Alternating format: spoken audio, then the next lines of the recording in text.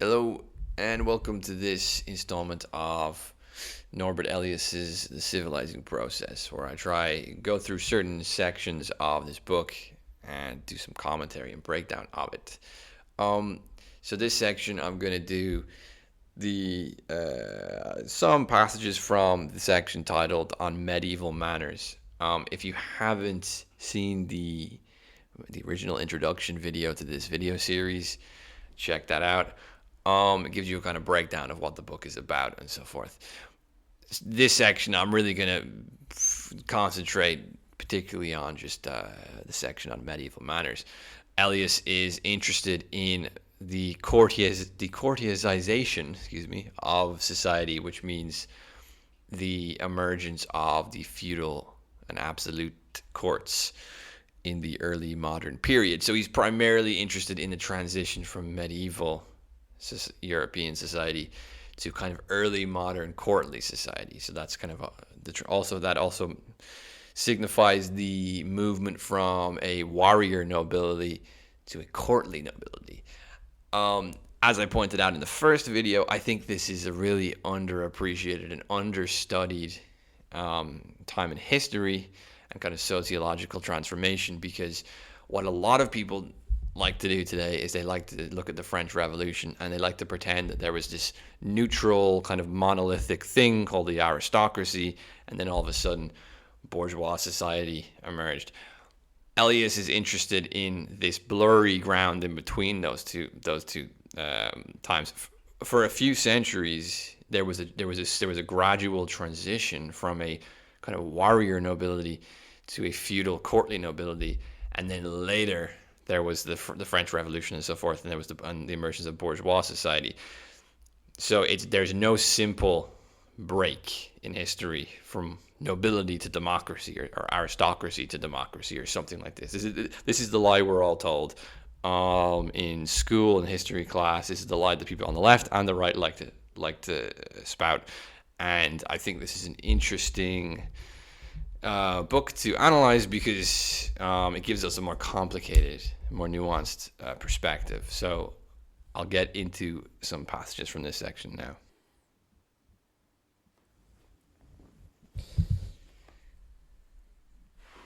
Elias will warn against looking too hard for an origin. So for a specific event, specific moment where this transition from a warrior to a nobility or to a bourgeois society happened. He's got a very kind of incremental understanding and approach that things happen slowly and gradually over time in a certain direction. This gradualism isn't the gradualism of like bourgeois ideology, which is like, well, we started becoming more rational and inventing things and making things more efficient and making things more productive, and then this created a kind of civilized society. He's got a what he calls a psychogenic understanding of this change. So what does psychogenic mean? Well, it sort of just means a change in the character and the socialization and the psychology and the character and psychology of a society overall. He does have a somewhat psychoanalytical understanding of this, which we'll get into later on in a different section. But anyway, the point is he doesn't have a sense in which you can point to a specific event and say that's when everything happened, that's when everything changed. It's gradual. So I'll just start reading from a certain point in this section.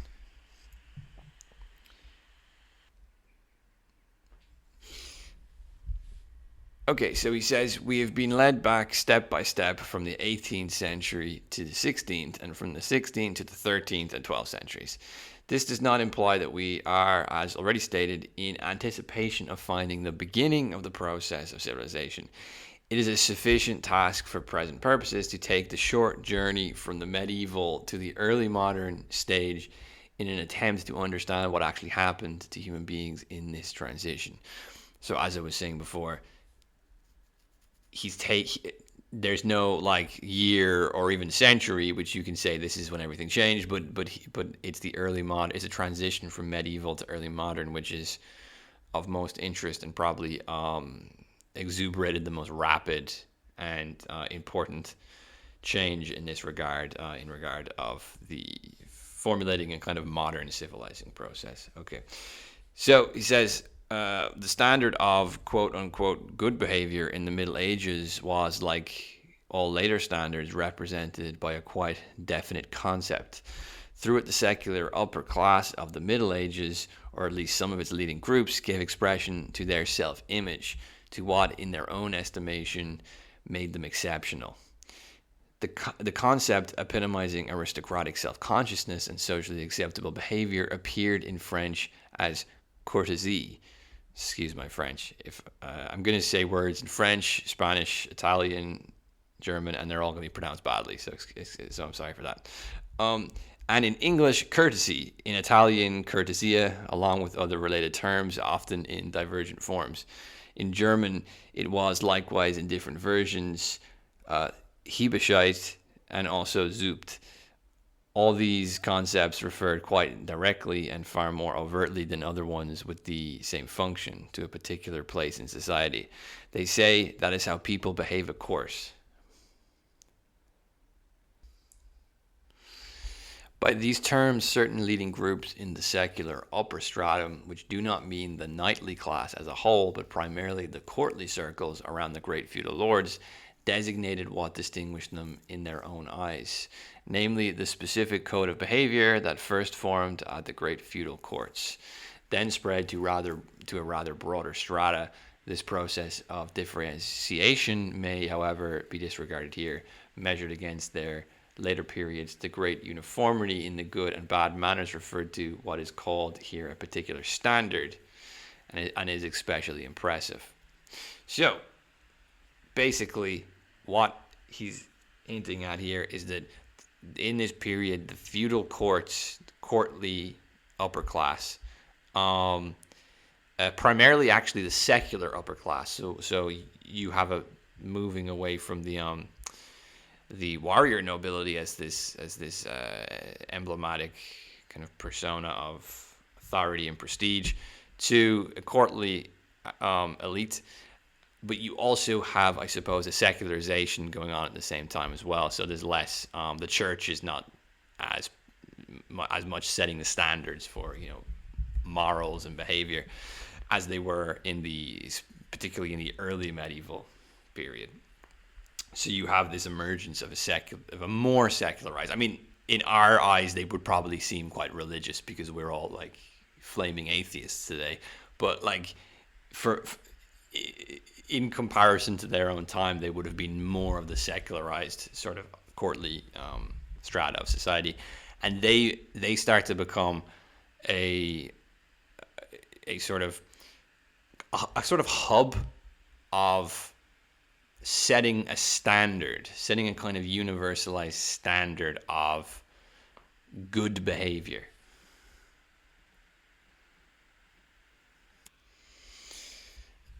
So Elias will quote from Tannhäuser's Hofzucht, which was meant explicitly for the upper class, and exemplifies some of this kind of courtly noble mannerisms behavior. He quotes from it. It says, "Some people bite a slice and then dunk it in the dish in a coarse way. Refined people reject such bad manners.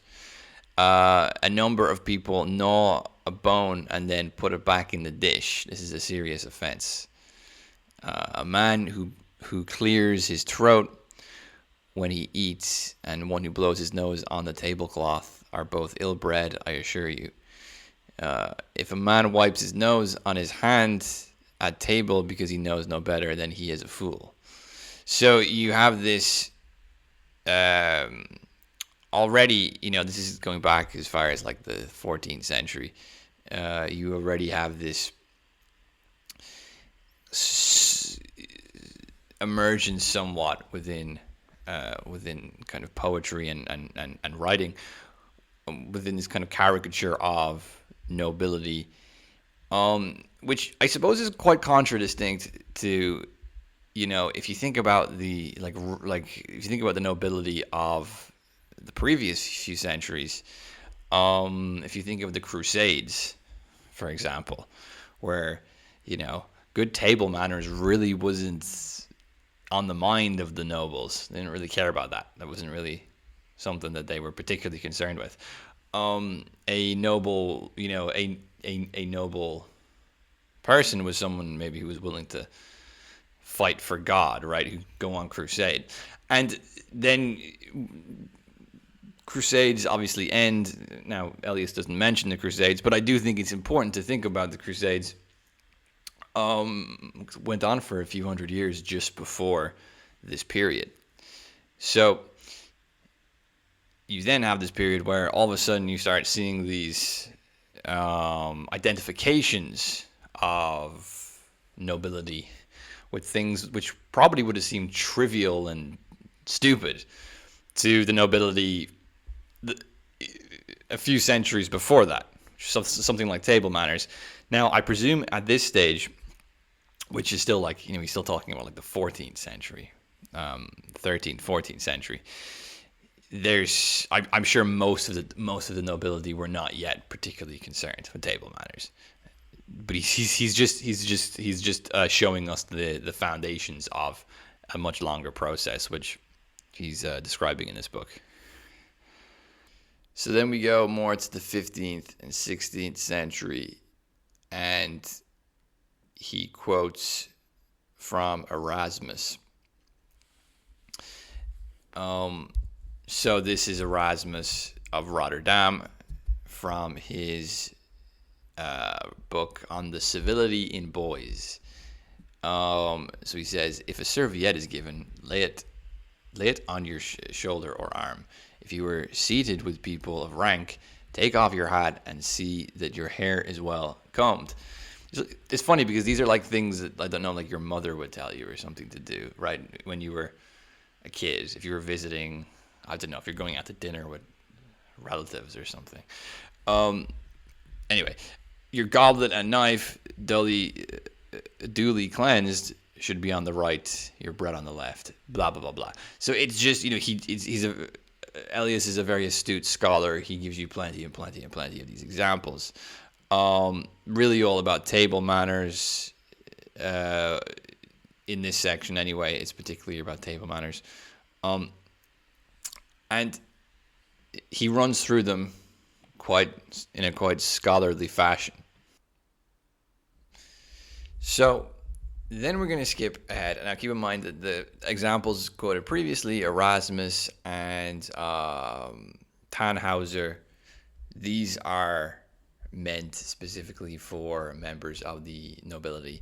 These were designed for probably particularly younger men who didn't have the best, I suppose, custom manners in situations where they were expected to, I don't know, like socialize with other members of the nobility, because they're getting married to somebody or they're joining this, whatever. I don't know any reason that the nobility have to socialize with each other. There was within, I suppose, the 13th, 14th, 15th, 16th centuries, there was, more emphasis on the elites behaving a certain way around each other when they're socializing with each other within their own courtly circles, and the emergence of courts and so on and so forth. The reasons for that, Elias doesn't exactly tell us why that happens during that time. That's an interesting question, but he simply observes that does happen, that there's more of a courtly expectation and courtly socialization which slowly emerges during this period. And so then he skips ahead to the 18th century, and he points to a pamphlet, which I think is still in the British Museum, he says. So this is a pamphlet on civility, and it's just called Civility, and it's a 48-page pamphlet written by someone we don't even know who wrote it. It's written anonymously. It's written by an anon of the 18th century, and it's informing people on manners and how to behave and so on and so forth. And this pamphlet was adopted more by the bourgeoisie or the emerging bourgeois classes. So you have this move away then from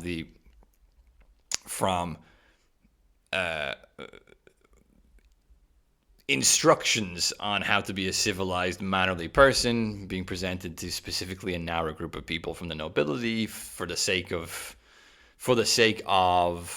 socializing within courtly circles with other members of the nobility, to something which is more widespread within the general population. So there's also a media component to this, of something which is contained within a certain strata of society being adopted by a broader strata of society. So I'll quote a few references from this book just for the laugh. But again, they're pretty similar and it's all seemingly pretty banal, and it's pretty similar to the quotations from earlier. But anyway, it is not polite to drink it is not polite to drink your soup from the bowl unless you are in your own family, and only then if you have drunk the most part with your spoon. If the soup is in a communal dish, take some with your spoon in your turn without precipitation. Do not keep your knife always in your hand, as village people do, but take it only when you need it.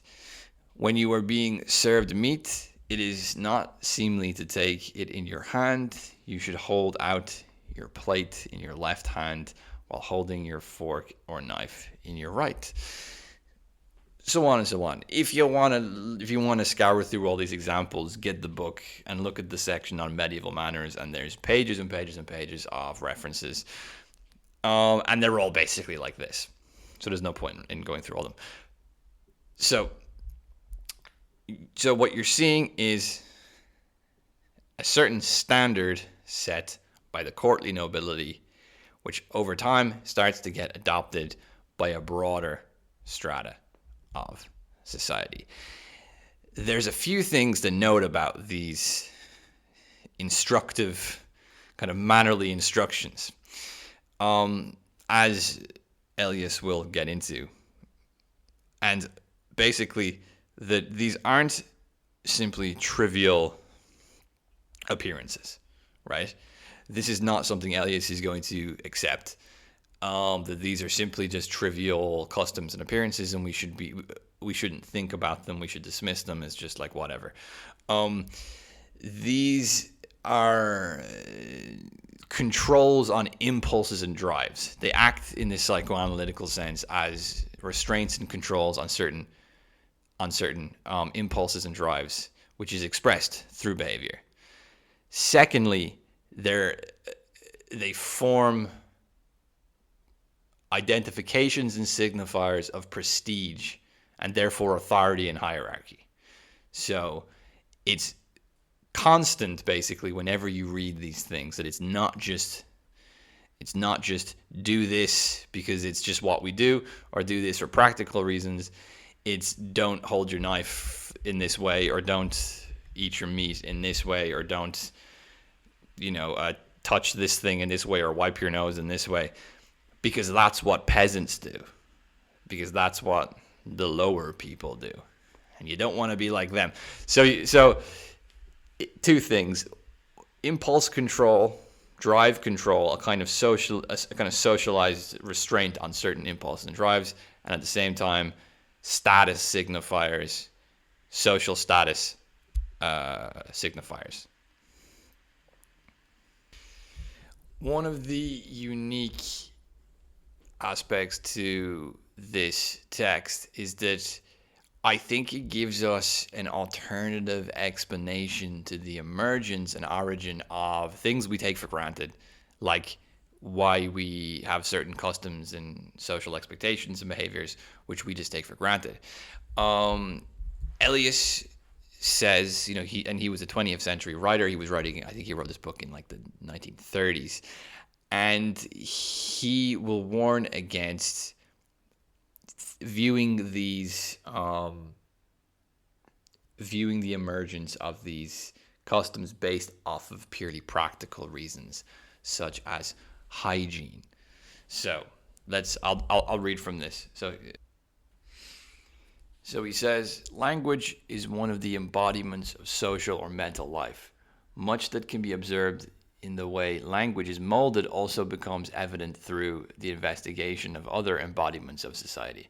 For example, the grounds on which people argue that this behavior or that custom at table is better than another are scarcely distinguishable from the way they establish such claims with regard to linguistic expressions. This does not, and that's a really interesting, this as a side note, that's a really interesting claim to make, because what have we gone through recently in our contemporary cultural swings and roundabouts and cultural tensions and social tensions? Well, language codes. What we call political correctness is just like a language code. It's this weird language code game where people who are not barbarians or peasants don't say this, and people who are civilized say this. So that's just a side note. I wanted to kind of make a contemporary reference there. Okay, so he says, this does not entirely correspond to the expectation that 20th century observers may have. For example, they expect to find the elimination of eating with the hands, the introduction of the fork, individual cutlery and crockery, and all the other rituals of their own standard explained on hygienic grounds. For that is the way in which they themselves in general explain these customs. But as late as the second half of the 18th century, hardly anything of this kind is found as a motivation for the greater restraint that people impose upon themselves. At any rate, the so-called rational explanations are very far in the background compared to others. So basically,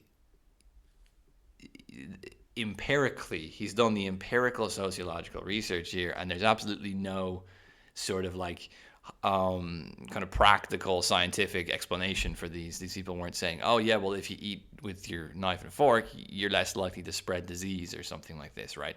This is absolutely not the way people thought about these rituals. They were openly stating that these rituals are just simply signifiers of well-mannered and good people, as opposed to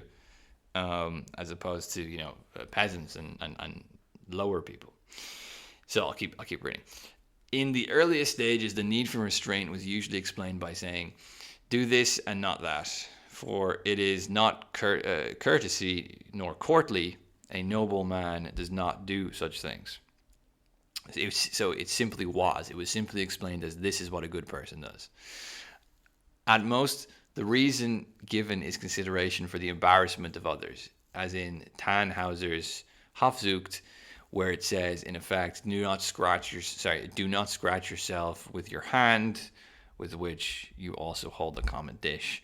Your table companions might notice it, so use your coat to scratch yourself. And clearly here, the threshold of repugnance differed from that of the following period.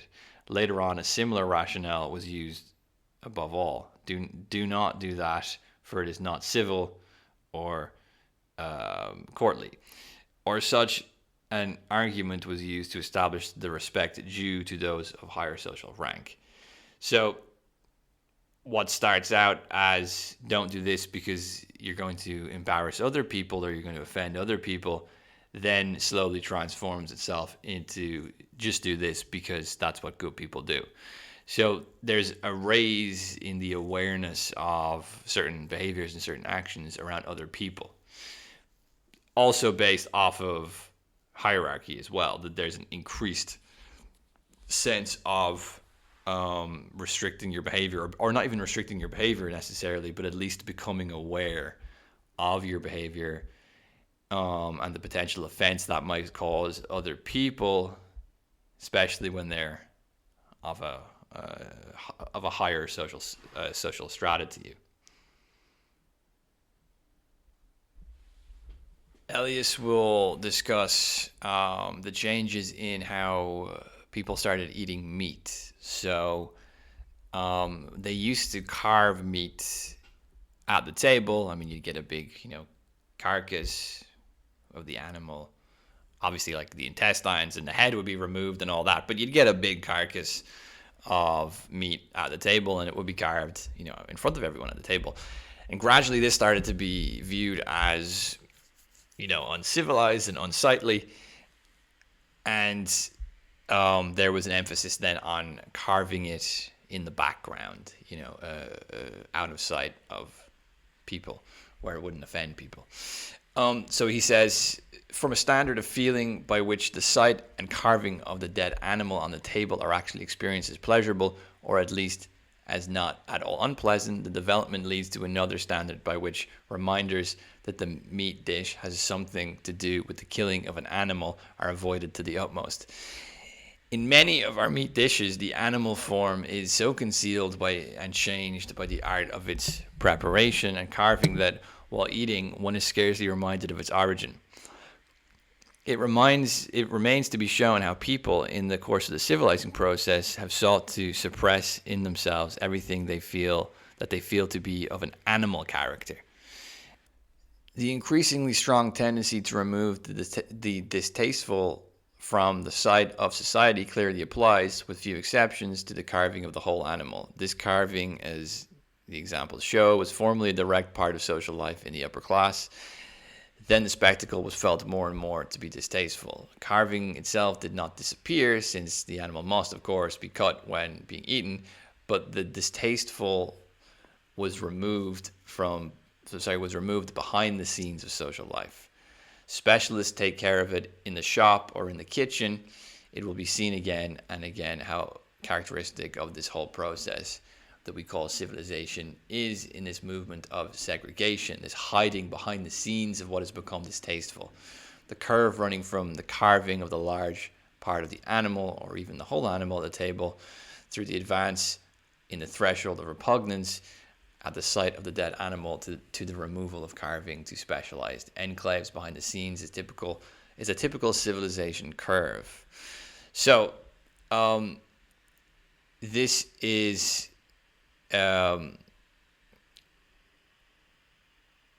something which Elias will point out, that there's this feeling of civilizational social repugnance is often a concealing and a kind of segregation of something to push it behind the scenes, to put it somewhere private or unseen, out of sight from public observation and experience. I think you could actually draw somewhat of a connection here between Marx and Elias, insofar as Marx also discussed the same phenomena with production. In the commodity fetishism, we don't see the production of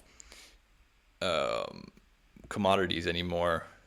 It's concealed from us. Money has this tendency to present things to us in a store, packaged and ready to be consumed, and the labor and the resources and all the rest that have gone into making this thing are completely concealed. They're completely segregated from our experience in buying things.